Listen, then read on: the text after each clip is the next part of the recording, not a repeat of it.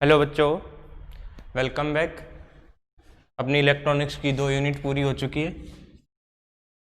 Unit first and second complete हो चुकी हैं। आज अपन पढ़ने वाले हैं यूनिट थर्ड को। तो सबसे पहले यूनिट थर्ड के टॉपिक डिस्कस करते हैं, कौन कौन से टॉपिक अपने को पढ़ने हैं, देन आगे इसको पढ़ते हैं। तो यूनिट थर्ड में कौन कौन से टॉपिक है अपना, देखो एक तो पढ़ना है अपने को बायसिंग ऑफ ट्रांजिस्टर।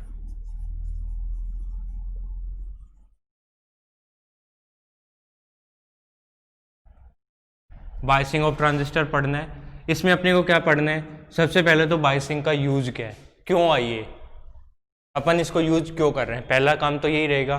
फिर बायसिंग के टाइप्स पढ़ेंगे, कितने टाइप्स की है, और उनमें से जो टाइप्स आए उनमें से कौन सा सबसे बेटर टाइप है। तो बायसिंग होगी अपनी ट्रांजिस्टर की। इसके बाद अपने को पढ़ना है, देखो बायसिंग पढ़ने से पहले अपने को क्यू पॉइंट और पढ़ना पड़ेगा, क्यू पॉइंट या लोड लाइन। क्यों? क्योंकि इसका यूज अपनी बायसिंग में होने वाला है और ये तुम्हारे सिलेबस में गिवन नहीं था, तो अपन लोड लाइन को यहाँ पे पढ़ लेंगे, ठीक है।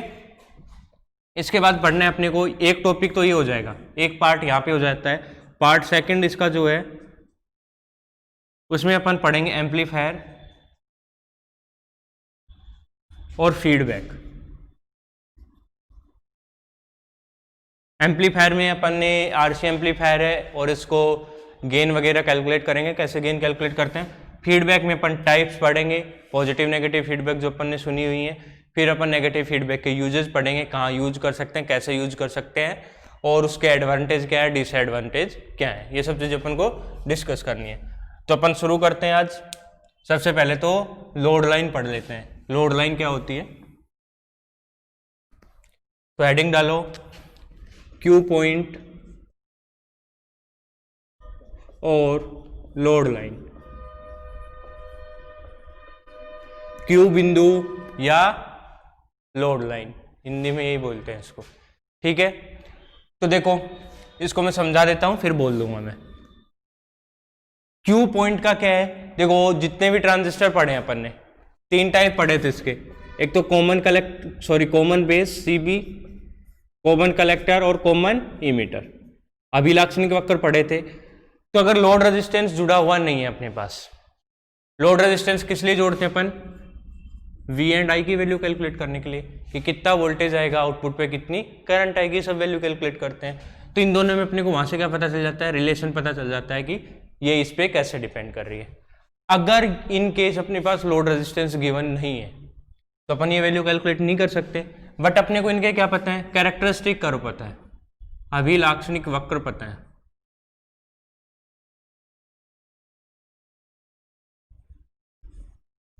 कैरेक्टरिस्टिक कर्व पता है, तो उनसे क्या कर सकते हैं अपन, कैरेक्टरिस्टिक कर्व किसमें, आई और वी के बीच में ही थे, तो उनसे क्या कर सकते हैं अपन, एक्सप्लेन कर सकते हैं इनकी कैरेक्टर को, कि कैसे कौन सी करंट किस पे डिपेंड कर रही है, कौन सी वोल्टेज किस पे डिपेंड कर रही है। पर अगर ये देखो जो कॉमन इमीटर का केस होता है, इसमें अगर लोड रेजिस्टेंस कनेक्ट कर दोगे, लोड रेजिस्टेंस को कनेक्ट कर दिया, इनमें कनेक्ट करोगे तो कोई इफेक्ट नहीं पड़ेगा, इसमें कनेक्ट कर दिया लोड रेजिस्टेंस को, तो जो कैरेक्टरिस्टिक कर्व बन रहे हैं उनसे अपन इसको एक्सप्लेन नहीं कर पाएंगे। कॉमन इमीटर को कैरेक्टरिस्टिक कर्व से एक्सप्लेन नहीं कर पाएंगे, कब, जब लोड रेजिस्टेंस कनेक्ट है। डिसकनेक्ट है तो एक्सप्लेन आराम से कर सकते हो, बट लोड रेजिस्टेंस कनेक्ट कर दिया तो एक्सप्लेन नहीं कर पाएंगे। तो उसके लिए क्या आना चाहिए, तो इसके लिए तुम्हें कैरेक्टरिस्टिक कर्व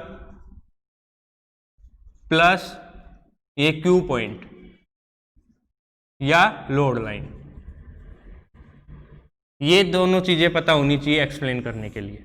तो इसलिए क्यू पॉइंट की जरूरत पड़ी, किसके लिए, कॉमन इमीटर के लिए, ठीक है। तब अपन इसको कैलकुलेट करते हैं, पढ़ लेते हैं, मैं थ्योरी बोल देता हूं, आप लोग लिख लेना नोट। लोड प्रतिरोध आरएल की उपस्थिति में, लोड प्रतिरोध आरएल की उपस्थिति में ट्रांजिस्टर के व्यवहार की व्याख्या अभिलाक्षणिक वक्रों से की जाती है। ट्रांजिस्टर के व्यवहार की व्याख्या अभिलाक्षणिक वक्रों से की जाती है, परंतु परंतु उभयनिष्ठ उत्सर्जक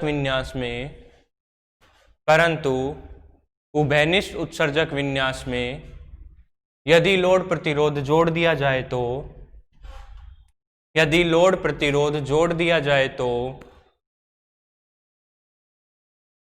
इस ट्रांजिस्टर की व्याख्या केवल अभिलाक्षणिक वक्रों से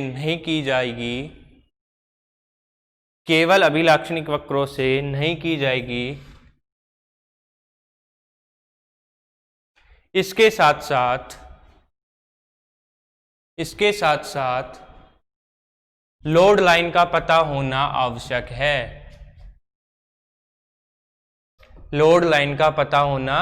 आवश्यक है। तो अब मैं कॉमन इमीटर का पहले कैरेक्टरिस्टिक कर्व के लिए जो अपन सर्किट पढ़ा था वो सर्किट बना देता हूं, कैसे बनता है।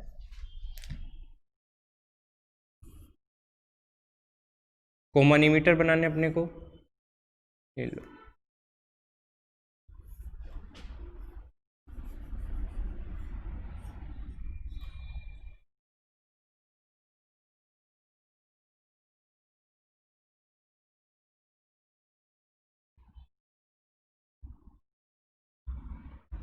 ये इमीटर है, ये बेस है, ये कलेक्टर है, इधर करंट IC आ रही है, इधर IB आ रही है और इधर IE जा रही है। ये रेजिस्टेंस RB हो गया, बेस रेजिस्टेंस, ये लोड रेजिस्टेंस हो गया, इसको VCC बोलते हैं, इसको VBB बोलते हैं। ये बायस बैटरी हैं, ये बेस के लिए है और ये कलेक्टर के लिए, तो इनका नाम लिख सकते हैं VBB and VCC, bias battery. और RL लोड रेजिस्टेंस।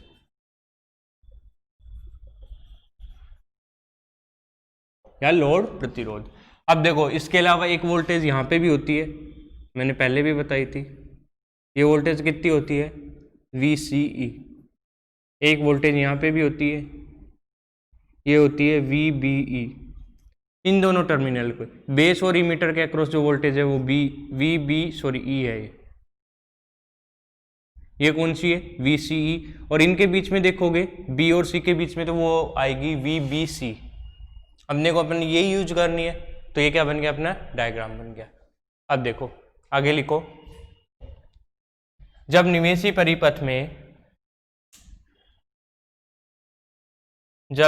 परिपथ में कोई संकेत वोल्टता नहीं लगाई जाती है तो इस अवस्था को शांत अवस्था कहते हैं तथा शांत अवस्था में उभयनिष्ठ उत्सर्जक विन्यास प्रवर्धक की तरह कार्य करता है। उभयनिष्ठ उत्सर्जक विन्यास प्रवर्धक की तरह कार्य करता है। देखो इनपुट इसका ये है, अगर यहाँ पे कोई भी वोल्टेज नहीं दोगे, कोई भी सर्किट है तुम उसमें वोल्टेज कनेक्ट मत करो, तो वोल्टेज कनेक्ट नहीं करोगे तो क्या होगा? सर्किट बंद रहेगा, उसमें कुछ भी चीज़ें नहीं होंगी। तो इसका मतलब उसको क्या बोलते हैं? शांत अवस्था बोलते हैं, ऑफ स्टेट बोलते हैं एक तरीके से। उस टाइम में ये क्या करेगा? इधर पॉजिटिव बायस, इधर नेगेटिव बायस हो जाता है, तो ये क्या करेगा? सॉरी उल्टा हो गया, इधर नेगेटिव बायस आ जाता है, इधर पॉजिटिव बायस आ जाता है, जिससे क्या हो जाता है? ये प्रवर्धक की तरह कार्य करना शुरू कर देता है। अब अपने को क्या निकालना है? In output using Kirchhoff law.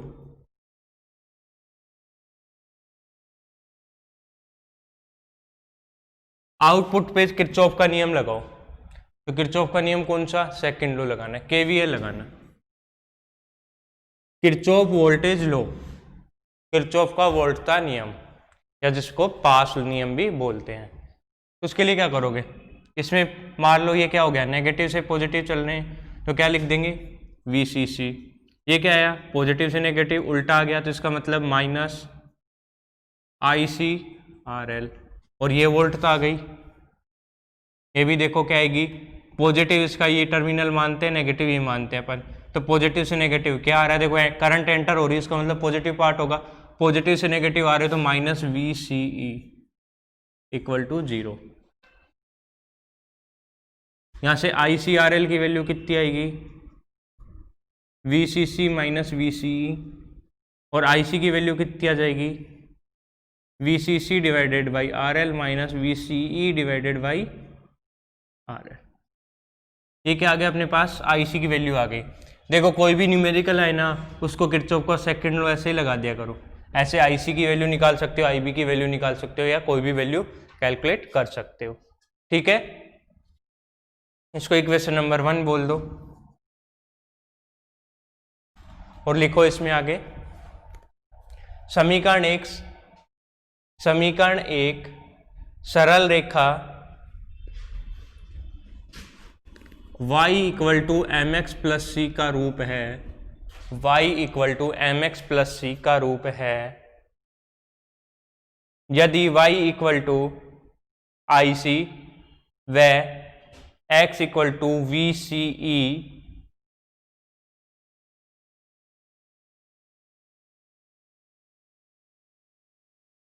ली जाए तो इस रेखा का ढाल,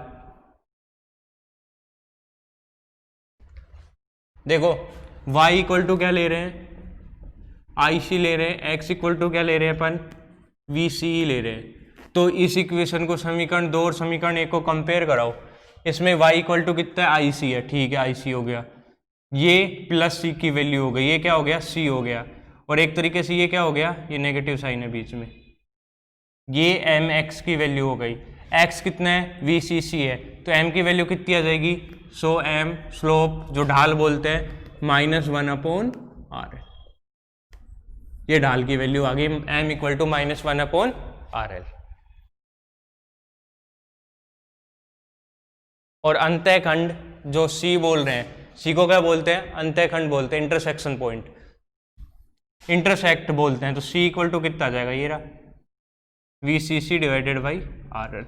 अब इसका क्या कर लेते हैं अपन, ग्राफ ड्रॉ कर लेते हैं, ये ग्राफ बनेगा किस पे, तो काम किस पे किए, आउटपुट, तो इसकी आउटपुट कैरेक्टरिस्टिक बनाते हैं अपन, आउटपुट कैरेक्टरिस्टिक का ग्राफ कैसा खींचता है, और उस पर लोड लाइन ड्रॉ कर देंगे, तो ये क्या हो जाएगा, उससे अपन किसी भी चीज को एक्सप्लेन कर सकते हैं। ठीक है, तो बना देते हैं ग्राफ।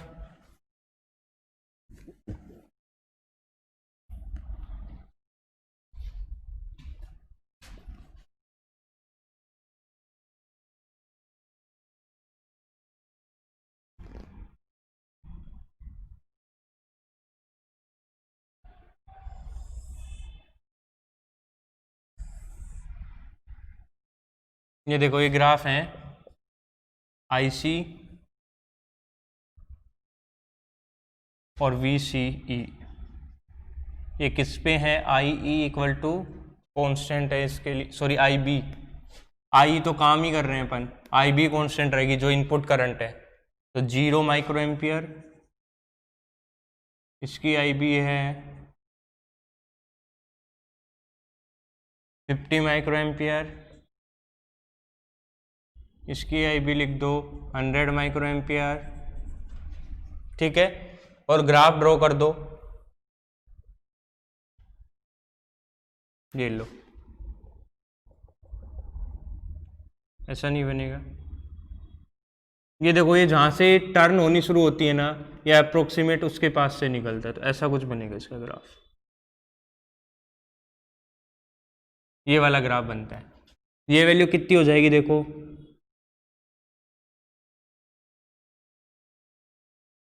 वी सी ई 0 कर दो इसमें, तो कितनी वैल्यू आ रही है,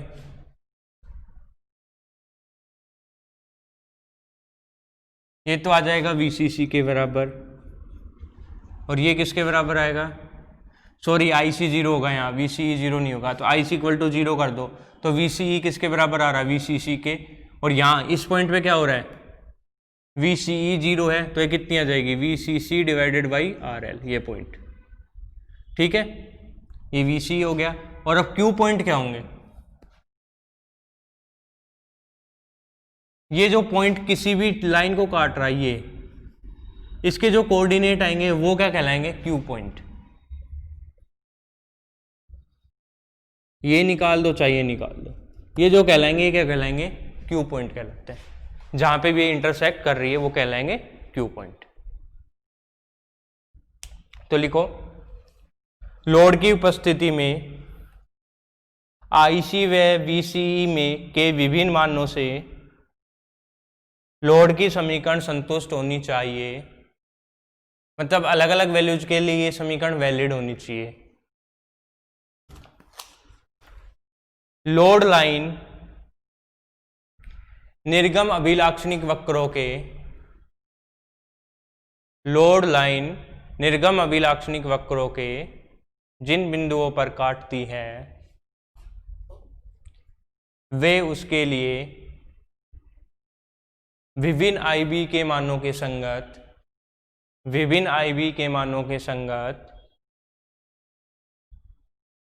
प्रचालन के बिंदु अथवा क्यू बिंदु होंगे। क्यू बिंदु को क्या बोलते हैं, प्रचालन बिंदु, क्यूसेंट पॉइंट बोलते हैं, इसकी फुल फॉर्म होती है। देखो आई बी इक्वल टू 0 के करस्पॉन्डिंग ये वाले हो जाएंगे, आई बी इक्वल टू 50 के करस्पॉन्डिंग ये वाले हो जाएंगे, आई बी इक्वल टू 100 के करस्पॉन्डिंग ये वाले हो जाएंगे। तो क्यू बिंदु क्या है, कुछ भी नहीं है, वैल्यू ऑफ क्यू पॉइंट क्या होंगे, इधर तो वीसीई की वैल्यू कितनी है और इधर आईसी की वैल्यू कितनी है। तो तुमसे कोई भी सवाल में पूछ ले कि क्यू पॉइंट क्या है, तो वीसीई और आईसी की वैल्यू जो होती है वही क्या कहलाते हैं, क्यू पॉइंट कहलाते हैं। ठीक है, क्यू पॉइंट समझ में आया। अब हेडिंग डालिए बाइसिंग, यूनिट 3 का फर्स्ट टॉपिक बाइसिंग।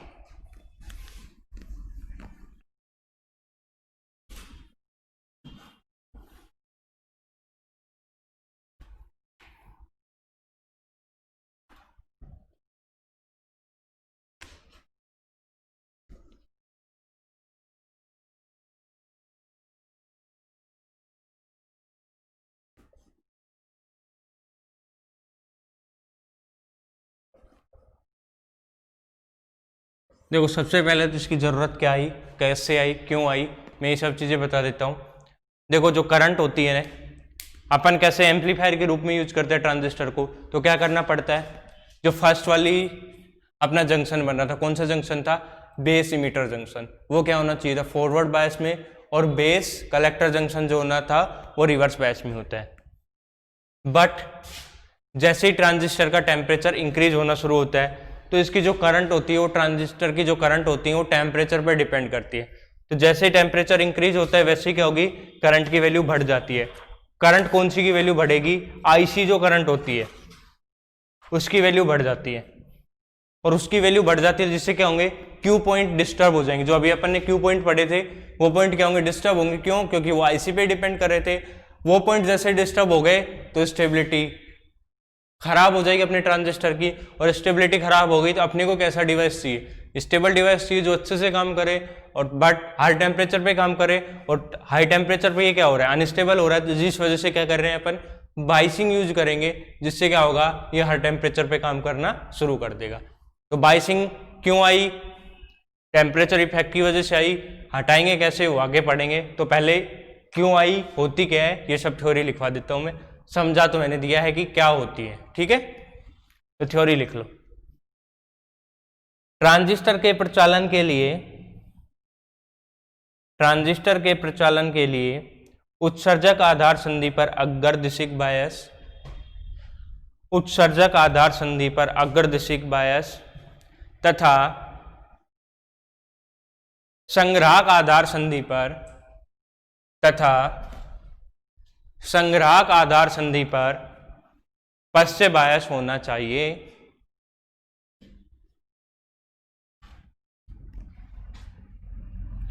इस अवस्था को बाइसीकरण कहते हैं। मतलब अपने बाइसीकरण का मीनिंग क्या हो रहा है कि जो ट्रांजिस्टर है वो एम्पलीफायर की तरह चलना चाहिए, कैसे भी चले। अब बाइसिंग में कुछ चीजें और मिस्टेक करेंगे, वो आगे देखिए पैराग्राफ चेंज करके। क्यू बिंदु की स्थिति शांत अवस्था में, क्यू बिंदु की शांत अवस्था कौन सी है, जब इनपुट पे कोई भी वोल्टेज नहीं है। फर्स्ट लाइन ही लिखवाई थी मैंने, जब निवेश पे क्या कर दें अपन, वोल्टेज को 0 कर दें। तो क्यू बिंदु की स्थिति शांत अवस्था में धारा IB व IC, IB एंड IC तथा वोल्टता VCE, अपन ने लोड लाइन में ये 3 वैल्यू हो रही थी, IB के करस्पॉन्ड इन दोनों की वैल्यू चेक कर रहे थे अपन, तो इन तीनों को डिपेंडेंसी चेक करेंगे।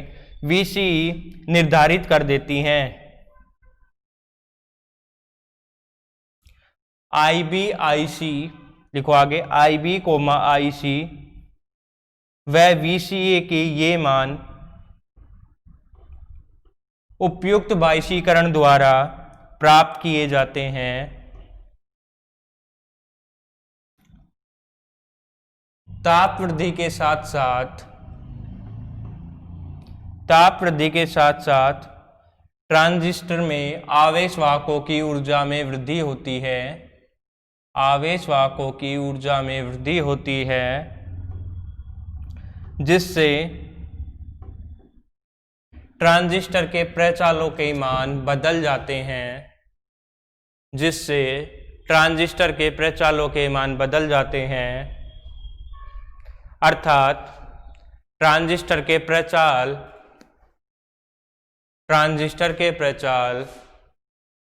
ताप पर निर्भर करते हैं।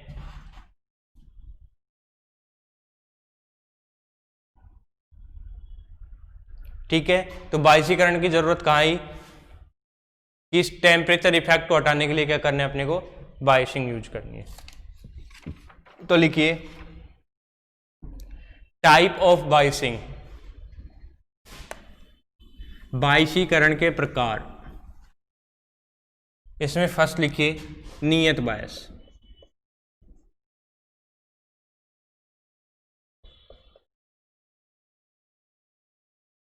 फिक्स्ड बायस,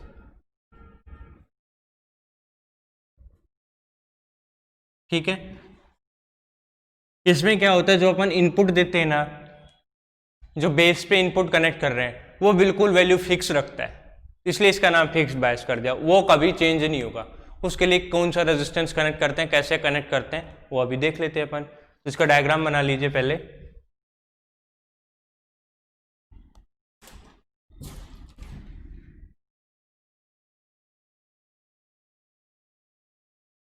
देखो Q बिंदु जिस ट्रांजिस्टर के लिए पढ़े हैं उसी के लिए डायग्राम बनाने हैं, तो कॉमन इमीटर के लिए पढ़े हैं, इसलिए कॉमन इमीटर के लिए यही बना रहा हूं मैं।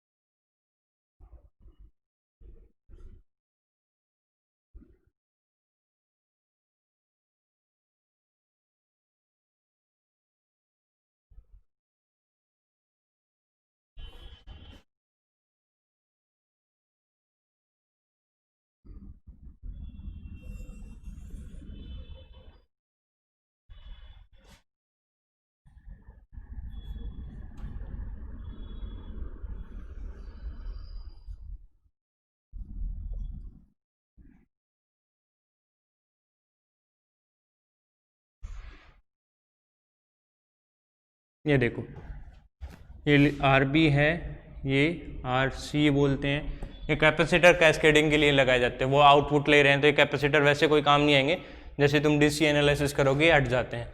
अपने AC के लिए क्या कर रहे हैं, कैस्केडिंग, मतलब आगे और ट्रांजिस्टर जोड़ने होते, ऐसे कैपेसिटर लगा के जोड़ देते हैं अपन। ठीक है, तो इसमें लिखो इस बायसिंग में VCC स्रोत द्वारा, ये वाला जो स्रोत VCC स्रोत द्वारा प्रतिरोध RB की सहायता से ट्रांजिस्टर के आधार पर नियत धारा पहुंचती है, ट्रांजिस्टर के आधार पर नियत धारा पहुंचती है। इसलिए इस विधि को नियत बायस विधि कहते हैं। देखो क्या कर रहे हैं, VCC से इसके अक्रॉस क्या करेंगे, यहाँ पे इनपुट जो दे रहे हैं उसको क्या कर देते हैं, फिक्स कर देते हैं, तो इसलिए इसको क्या कहते हैं, नियत बायस कहते हैं। ठीक है, समझ गए? कैलकुलेशन कर लेते हैं। तो पहले तो क्या करेंगे, किरचॉफ के लॉ यूज करेंगे।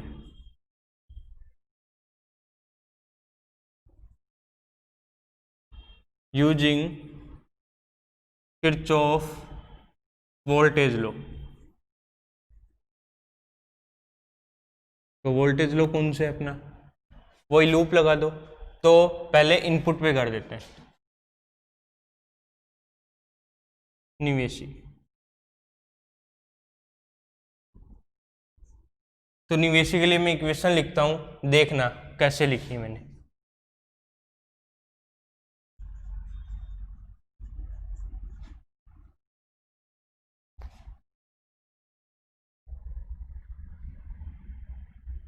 ये देखो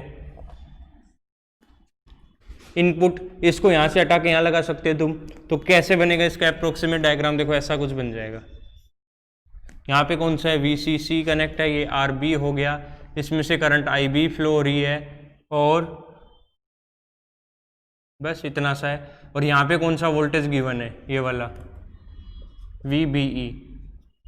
तो ये पॉजिटिव, ये नेगेटिव, ये पॉजिटिव, ये नेगेटिव, ये नेगेटिव, ये पॉजिटिव, नेगेटिव से पॉजिटिव चले VCC, फिर पॉजिटिव से नेगेटिव आ गए -RB IB, फिर पॉजिटिव से नेगेटिव आ गए तो -VBE इक्वल टू 0। ये इक्वेशन मैंने लिखी है, VCC equal to IB RB plus VBE, Kirchhoff का सेकंड लॉ। अगर समझ में नहीं आया तो आप किरचॉफ के लॉ की क्लास में जाइए, वहां समझ जाओगे। ठीक है, यहां से IB की वैल्यू कैलकुलेट करो, तो कितनी आएगी, VCC minus VBE divided by RB। चूंकि वी नो दैट, क्या जानते हैं अपन, मैंने बताया ये VBE और VCE की वैल्यू बहुत छोटी होती है। तो किसके कंपेयर में करेंगे, VCC is greater than VBE।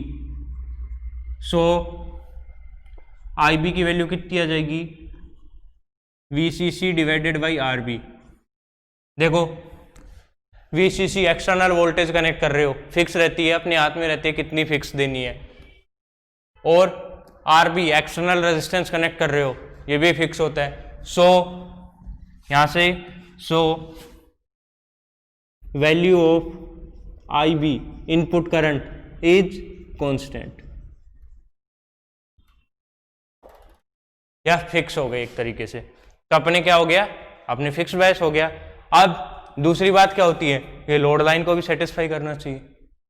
Obviously बात है, अपने ने कहा था कि लोड लाइन हर जगह सेटिस्फाई होनी चाहिए। तो लोड लाइन किस में कैलकुलेट करी थी, आउटपुट पे करी थी, तो आउटपुट पे और करो, आउटपुट निर्गत। देखो VCC आगे कौन सा है, IC करंट फ्लो हो रही है, और RC है minus IC RC minus VCE equal to 0। यहां से IC की वैल्यू कैलकुलेट कर लो, कितनी आएगी, VCC minus VCE divided by RC है, RC ये क्या है, लोड लाइन है। This equation is load line equation.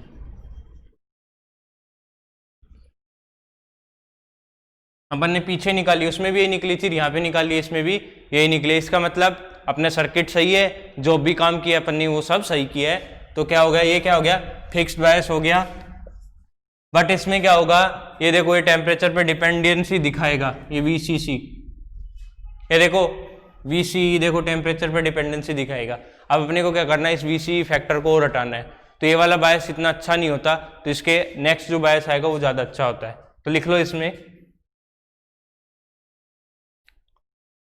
ताप वृद्धि के साथ साथ ट्रांजिस्टर के ताप वृद्धि के साथ साथ ट्रांजिस्टर के प्राचालों के मान भी परिवर्तित होते हैं, प्राचालों के मान भी परिवर्तित होते हैं, तथा IC व IB के मानों में भी परिवर्तन होता है, जिससे Q बिंदु विस्थापित हो जाते हैं, जिससे Q बिंदु विस्थापित हो जाते हैं। तो समझ गए, क्यू बिंदु अपने को विस्थापित करना नहीं है, इसलिए ये ज्यादा अच्छा बायसिंग नहीं है। तो सेकंड बायस लिखो,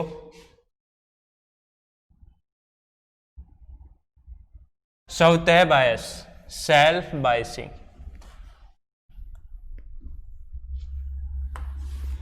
या फोर रेजिस्टेंस बायस भी बोलते हैं इसको।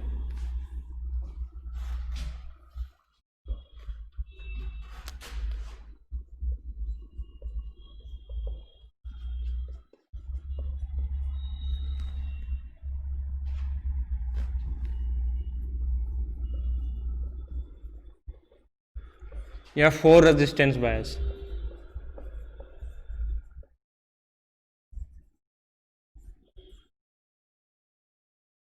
ठीक है, सबसे पहले वही डायग्राम, फिर वही कैलकुलेशन, वही चीजें। तो सबसे पहले डायग्राम बना देते हैं।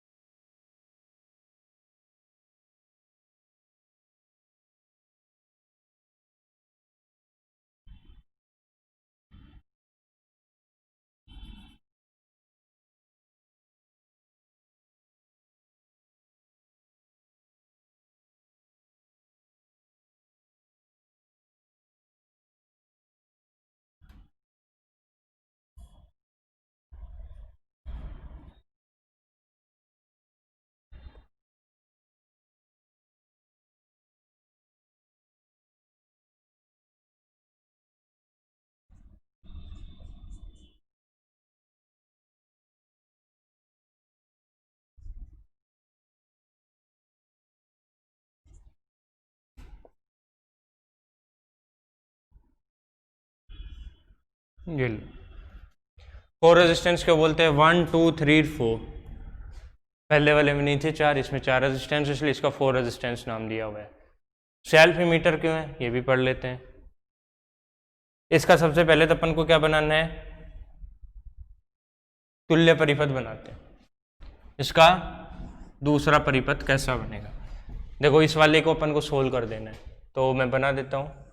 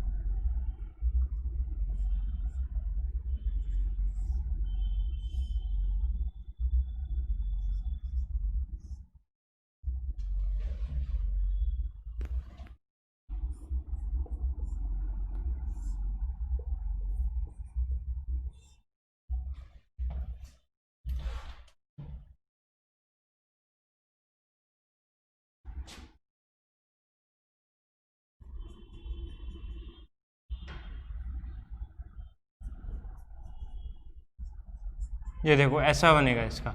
अब इसमें जो आर बी और वी बी ई की वैल्यू है ये क्या है, R B and V B E की वैल्यू क्या है,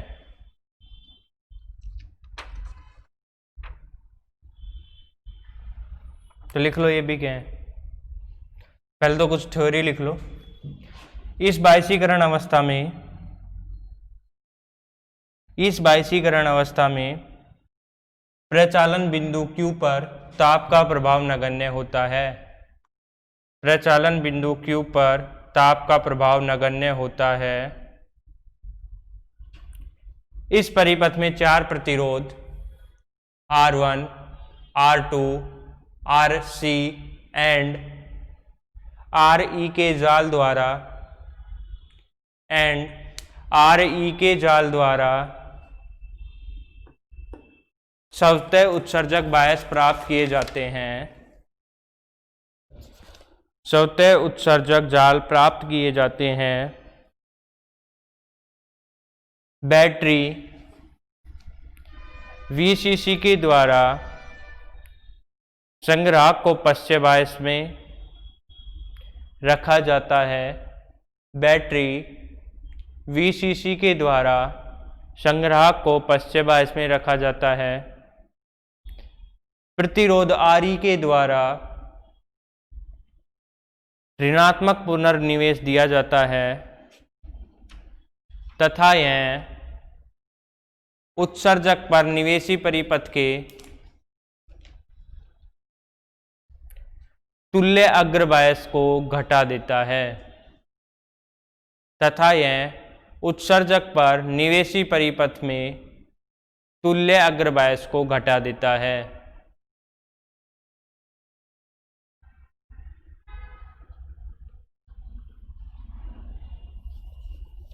देखो अब क्या करना है।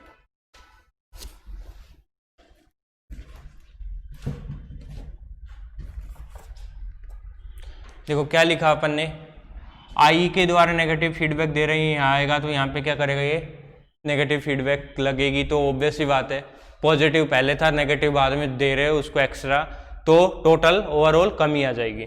ठीक है, ये तो ये कह रहे हैं। अब अपने को क्या करना है, किरचॉफ का लॉ लगाना है। देखो ये VBE और इसकी वैल्यू और लिखवा देता हूं मैं तुम्हें। RB की वैल्यू है R1 R2 divided by R1 plus R2, और VBE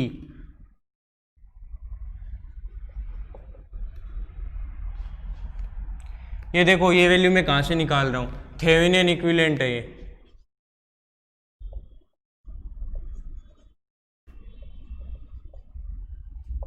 ये जो सर्किट था इतना सा, ये वाला पार्ट जो है यहाँ पे VCC है, तो ये वाला पार्ट जो है इसका थेवेनिन इक्विवेलेंट निकाल दो RL इस लोड रेजिस्टेंस के अक्रॉस, तो ये कुछ ऐसा बनेगा। देखो यहाँ बैटरी VCC कनेक्ट है, ये R1 कनेक्ट है, यहाँ R2 कनेक्ट है, यहाँ लोड रेजिस्टेंस कनेक्ट है।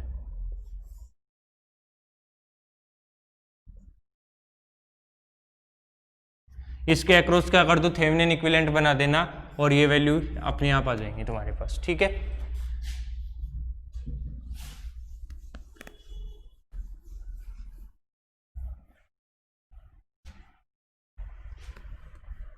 अब फिर से यूजिंग किरचॉफ वोल्टेज लॉ, सबसे पहले किस में कर दो, इनपुट में।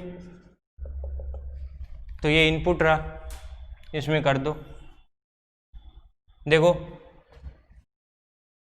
VB minus IB RB, negative से पॉजिटिव चले, पॉजिटिव से नेगेटिव, फिर बीच में एक वोल्टेज और आएगा जिसकी वैल्यू कितनी है VBE, और फिर पॉजिटिव से नेगेटिव आ गए तो minus IE into RE equal to 0। अपन जानते हैं IE कितना होता है, IB प्लस IC, ये वैल्यू वापस पुट कर दो तो VBE कितना आ जाएगा अपने पास,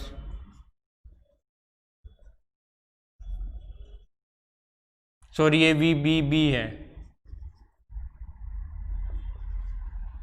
ये B है भाई, इसको सही लिखना।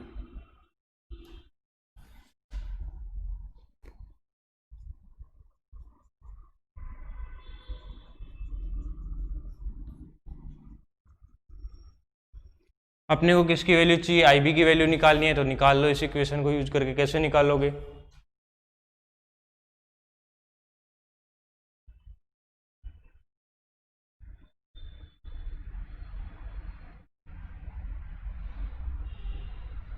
देखो एक रिलेशन ये और होता है, IB equal to IC upon HFE, ये पीछे कहीं निकला है। ठीक है,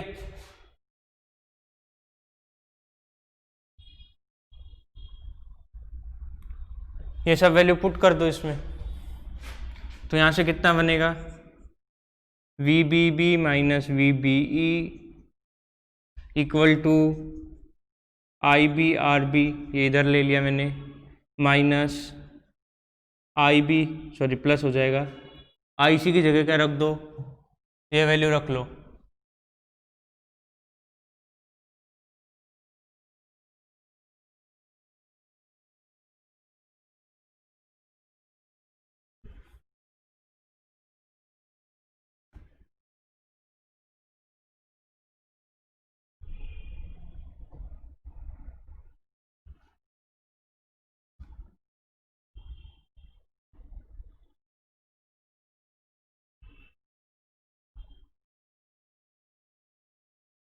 एक काम करो, आईसी की वैल्यू कैलकुलेट करो, आईबी की मत करो, तो ये वैल्यू इधर ले लो। आईबी की जगह क्या रखोगे, I C upon H F E into R B plus IB की जगह फिर रख दो I C divided by H F E. I C की वैल्यू को कैलकुलेट कर रहे हैं क्योंकि क्यू पॉइंट में आई सी चाहिए होता है, अपने को आई बी नहीं चाहिए होता, plus I C R E equal to 0। यहाँ से आई सी की वैल्यू कैलकुलेट करो, मैं इधर कर देता हूँ, V B B minus V B E equal to I C सब में से कॉमन, यहाँ का बचेगा R B upon H F E plus R E upon H F E plus R E, ये बचेगा अपने पास, R B upon H F E, R E upon H I E, H F E sorry, और plus R E. यहाँ से H F ई LCM ले लो, क्या बनेगा तुम्हारे पास,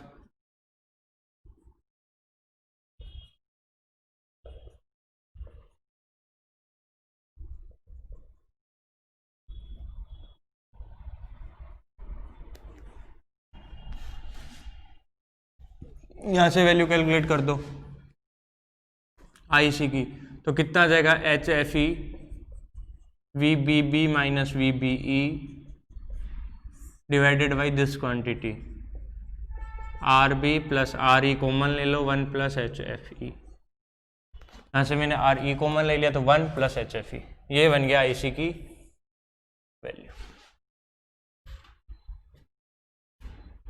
ठीक है, अब देखो क्या होगा,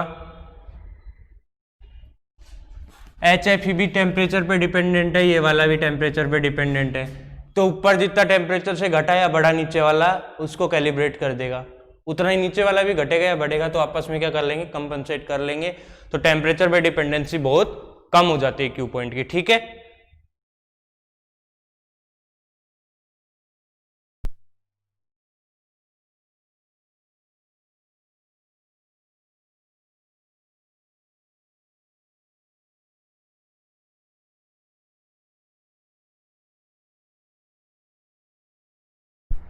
अब सेम काम अपने को किसके लिए करना है, आउटपुट पे। आउटपुट पे क्यों कर रहे हैं, ताकि अपन क्या निकाल सकें, लोड लाइन की इक्वेशन, तो आउटपुट पे इक्वेशन लगा दो,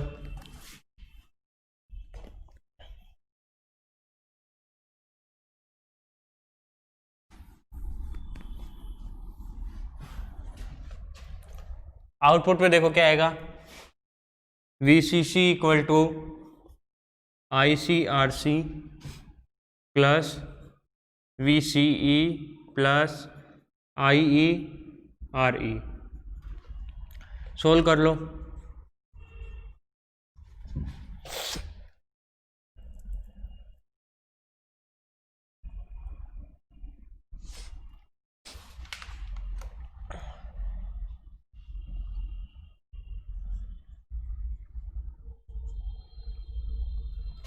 इसको क्या लिख सकते हैं, I B R E plus I C R E.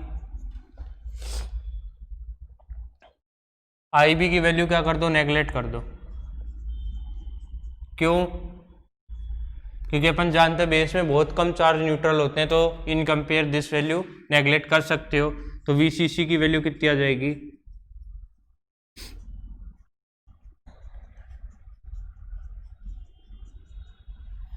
यहाँ से आईसी की वैल्यू कैलकुलेट करो तो आईसी की वैल्यू तुम्हारे पास आएगी VCC minus VCE divided by RC plus RE.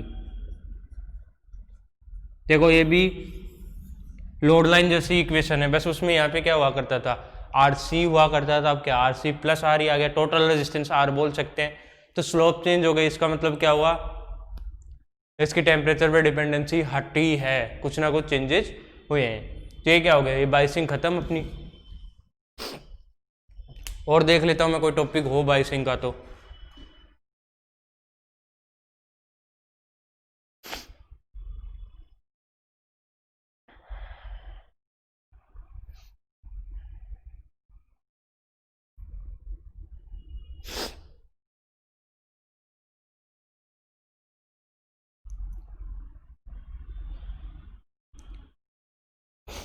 देखो पहला है need of biasing and stability of Q point. Biasing की नीड बता दी मैंने, क्यू पॉइंट बता दी क्या होते हैं। सेकंड है स्टेबिलिटी फैक्टर, निकाल लिए अपन ने सबके। वेरियस टाइप ऑफ बाइसिंग, जिसमें कौन सी है, फिक्स्ड बायस है, एक फीडबैक बायस कलेक्टर से इसमें दे रहे हैं, ये भी फीडबैक, और फोर रेजिस्टेंस बायस हो गया, बस खत्म है अपना, बाइसिंग खत्म है। अब नेक्स्ट क्लास में अपने को क्या पढ़ना है, एम्पलीफायर डिस्कस करेंगे, एम्पलीफायर क्या होते हैं, कैसे होते हैं, फीडबैक डिस्कस करेंगे, जो क्लास अपनी बाद में होगी। ठीक है, तो वीडियो को ज़्यादा से ज़्यादा शेयर करते रहो और जुड़े रहो। ओके बच्चों।